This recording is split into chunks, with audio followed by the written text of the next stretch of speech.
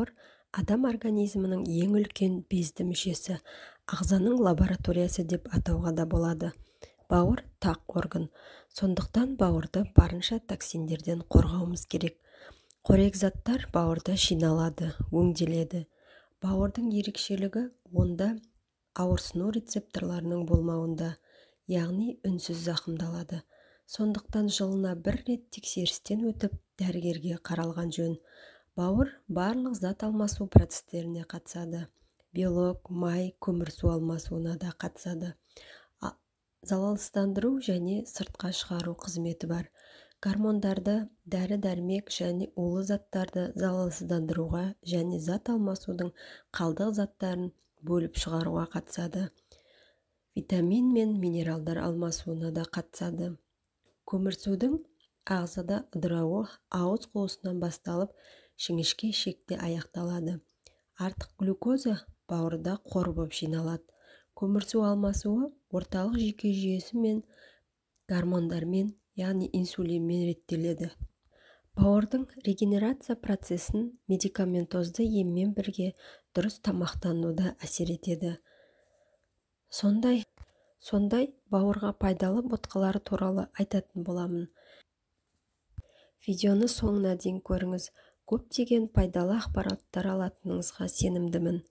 Менің еңбегімді бағалап, арнаға тіркеліп, келесі пайдалы ақпараттарды білу үшін қоңырауша белгісін басып қойыңыз. Сіздердің болмашы әрекеттеріңіз мені шабыттандырады. Бауырға пайдалы ботқалардың патшайымы қарақұмық жөнінде айтатын боламын. Ботқалардың пайдасы таза ауыз суда қайнатқан кезде аламыз. Қарақұмық өзінің пайдалы құрамы арқылы артық салмақтан арылуға көмектеседі. Ашығу сезімін төмендетеді. Қарақұмық жүйке жүйесіне жағымды әсер береді. Көңіл күйді жақсартады. Жұмыс істеу қабілетін жақсартады. Сонымен қатар қандағы гемоглобин деңгейін жоғарылатады. Пайдалы құрамы жоғары мөлшерде цинк, фосфор, темір, фолий қышқылы және В6 болуында. Бұршақ тұқымдастар арасында пайдасы жағынан бірінші орында. Қарақұмық лецитинге бай. Ол бауыр ауруларына өте пайдалы. Сонымен қатар құрамында В1, В2, В6, ПП және микроэлементтер калий, магний, фосфор, кальций, марганец бар. Осы керемет құрамының арқасында қарақұмық организмнен ауыр металдарды, артық холестеринді шығарады және антитоксикалық қасиет береді. Пайдалы кеңес: құрамындағы пайдалы заттарды көбірек сақтап қалу үшін жарманы аз термиялық өңдеуден өткізу керек. Сұлы ботқасы, әдемілік ботқасы деп аталады. Сұлыда көп мөлшерде магний, фосфор, В тобындағы группасының витамині, ПП және С витамині бар. Сонымен қатар клетчаткаға бай, ішектер жұмысын және микрофлораны жақсартуға көмектеседі. Ағзадан зиянды заттарды шығаруға көмектеседі, ас қорытуды жақсартады. Сұлы жармасында қоректік заттар бүтін дәндерге қарағанда аз болып келеді. Күріш ботқасы ақыл ботқасы деп аталады. Күріш құрамында жақсы витамин комплекстердің В1, В2, В6, ПП, Е, фолий қышқылы, яғни В9 витамині болуымен ерекшеленеді. Басқа да бай құрамы сорбция қызметі, яғни сіңірілу қызметі. Ол дегеніміз ағзадан зиянды заттарды ерекше шығарады. Нерв жүйесіне жақсы әсер етеді. Ерекше пайдалысы қоңыр күріш. Дәл осы күрішті жапондықтар интеллектке ерекше оң әсер етеді деп санайды. Кеңес: өңделмеген түрін пайдаланған дұрыс. Тазартылған түрінде витамин, минералдар жоқ. Арпа иммунитет көмекшісі, яғни арпаға перловка жатады. Ол амин қышқылдарына бай. Вирустар мен микробтармен күреседі. Сонымен қатар витамин В группасы, А витамин, Д, және микроэлементтер калий, кальций, темір, мыс, марганец, цинк, хром, йод, бром, фосфор, молибден, никель, кобальт, стронций және ферменттерге бай. Арпа жармасы клетчатка көп болуымен ерекшеленеді.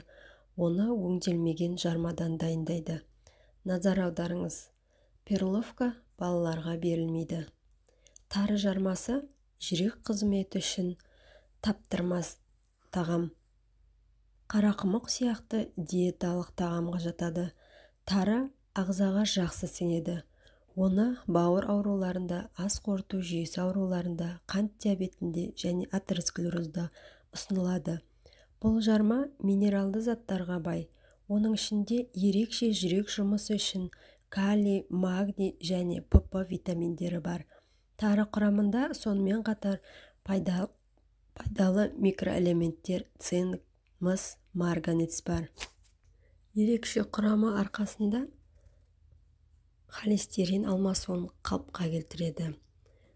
Антиоксидантты қасиеті арқасында организмнен зиянды заттарды шығарады. Құрамында магний, фосфор, кальций, амин қышқылдары, В2, В5, В6 витаминдері бар. Тары, айта кететін жағдай, тары ұзақ сақтауға келмейді. Тары уақыт өте келе бұзылғанда жағымсыз дәм береді. Содан құтылу үшін жарма дайындау алдын жақсылап ыстық сумен немесе салқын суға жібіту керек. Келесі жүгері ботқасы. Ішек мәселесі бар адамдарға жақсы көмектеседі. Жүгері жармасы алмастырылмайтын амин қышқылдары, лизин, триптофан, витаминдер В1, В2, С, ПП витаминдеріне бай. Сонымен қатар каротин, провитамин А және де жүгеріде клетчатка көп. Организмнен зиянды заттарды шығаруға көмектеседі.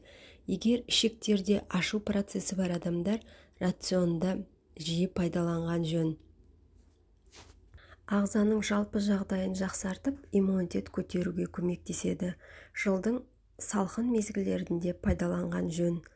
Ботқаның пайдалы жағымен қатар теріс жақтары да болады.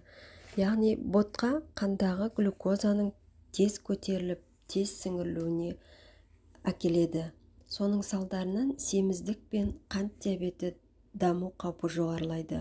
Осы жағдайға байланысты ботқа пайдасын анықтауда гликемиялық индекс көрсеткіштерін анықтаймыз. Төмен гликемиялық индекс 55-ке дейін, яғни оларға қарақұмық, сұлы, күріш жатады. Орташа гликемиялық индекс 55 пен 70 мөлшерінде қоңыр күріш ботқасы, сұлы ботқасы, тез дайындалатын сұлы ботқасы жатады. Жоғары гликемиялық индекс 70-тен жоғары. Оған ұнтақ жармасы, яғни манная каша жатады. Қаншалықты гликемиялық индексі төмен, семіздік пен қант диабеті даму қаупі төмен. Ақпарат пайдалы болса, арнаға тіркеліп, достарыңызбен бөлісіңіз.